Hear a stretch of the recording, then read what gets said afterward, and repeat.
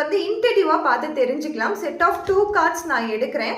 இந்த 2 கார்டில் இருந்து உங்களுக்கு சிங்க் ஆகிற கார்டை நீங்கள் சூஸ் பண்ணிக்கோங்க. உங்கள் இன்ட்யூஷனை பிலீவ் பண்ணுங்கள். லவ் ஏஞ்சல் உங்களுக்கு என்ன கைடன்ஸ் கொடுக்குறாங்க, அதே மாதிரி கரண்ட் சிச்சுவேஷன் உங்களுக்கு என்ன மாதிரி கைடன்ஸ் கொடுக்குறாங்க அப்படின்னு நம்ம பார்த்து தெரிஞ்சுக்கலாம்.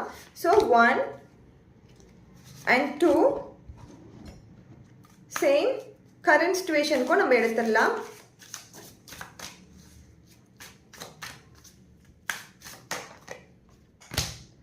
One and 2.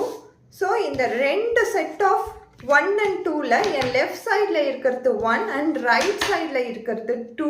இந்த ரெண்டில் உங்களுக்கு எது எனர்ஜியில் உங்களுக்கு சிங்க் ஆகுதுன்னு பாருங்கள். 1 நம்பர் சிங்க் ஆகுதா ஆர் 2 நம்பர் சிங்க் ஆகுதான்னு பாருங்கள்.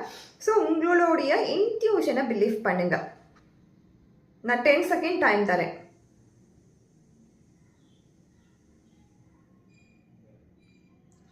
ஸோ 1 நம்பர் நினச்சவங்களுக்கு நீங்கள் பாஸ்ட்லேயே தான் இருக்கீங்க. ஸோ பாஸ்ட் லைஃப்லேயே தான் நீங்கள் இருக்கீங்க. பாஸ்ட்டை பற்றி பேசுகிறதால உங்களுடைய பார்ட்னருக்கு அது பிடிக்காமல் இருக்குது. ஆர் உங்கள் பார்ட்னர் பாஸ்ட்டை பற்றி பேசுகிறதால உங்களுக்கு அது வந்து கொஞ்சம் நெருடலாகவே இருக்குது இந்த ரிலேஷன்ஷிப்பில். ஏன் இதையே பேசிகிட்டு இருக்காங்க, இன்னும் புதுசாக எதுவுமே பேசாமல் பழசையே பிடிச்சி நோண்டிட்டு இருக்காங்களே அப்படின்ட்டு. ஸோ உங்கள் பார்ட்னர்கிட்ட இருந்து உங்களுக்கு இது பிடிக்கலைன்னா அவங்கக்கிட்ட சொல்லிடுங்க, எனக்கு இது பிடிக்கல, என்கிட்ட இனிமேல் பாஸ்ட்டை பற்றி பேசாதீங்க அப்படின்ட்டு. அல்லது நீங்கள் பாஸ்ட்டை பற்றி பேசிகிட்டு இருக்கீங்கன்னா கட்டாயம் அதை நிறுத்த ட்ரை பண்ணுங்கள். ஸோ கரண்ட் சிச்சுவேஷன் என்ன கொடுத்துருக்குன்னா, interested in your blooming romance. Romance 2 பேருக்குமே தேவைப்படுது. ஆனால் நீங்கள் என்ன பண்ணுறீங்கன்னா பாஸ்ட்டை பற்றி பேசியே அதை வந்து நீங்கள் தவிர்த்துட்டு இருக்கீங்க. அதை வந்து ரொமான்ஸே நடக்காமல் பார்த்துட்டு இருக்கீங்க.